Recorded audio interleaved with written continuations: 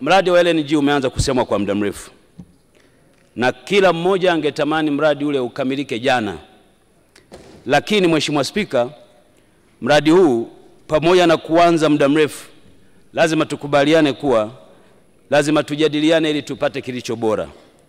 Tunatamani mradi huo uwepo, lakini majadiliano haya ni lazima yatupe tija. Mtakumbuka hapo nyuma, Mheshimiwa Spika, serikali baada ya kukamilisha majadiliano awamu ya kwanza ilirudisha majadiliano hayo kwa mwanasheria mkuu wa serikali kwa ajili ya kupata maoni. Mheshimiwa Spika, baada ya kupita kwa mwanasheria mkuu wa serikali, ukweli ni kwamba kuna maeneo mengi ambayo yalikuwa yanahitaji kufanywa kazi zaidi ili kupata mkataba ulio mzuri zaidi.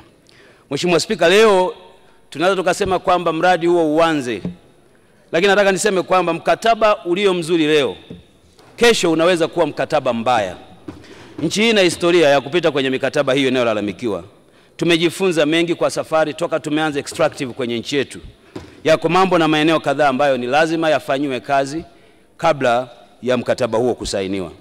Nachotaka kuhakikishia Mheshimiwa Spika kuwa serikali pamoja na wawekezaji, timu zinaendelea na majadiliano ili kuondoa changamoto zilizopo ambazo zimebaki chache sana.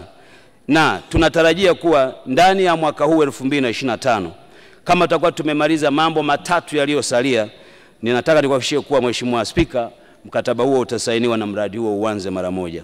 Kwa hiyo wito wangu kwa waheshimiwa wabunge, naomba mtupe muda.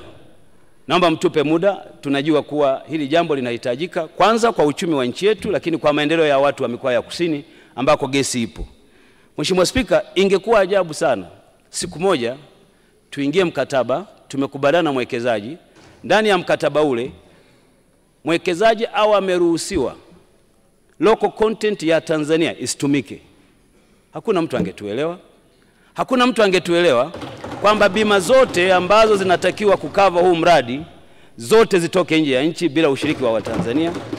Hakuna mtu ambaye angetuelewa kwamba tutachimba gesi lakini domestic gas, yani gesi ya matumizi ya ndani, iwe angalau 3%. Hakuna mtu angetuelewa. Kwa yako mambo mengi ya kiuchumi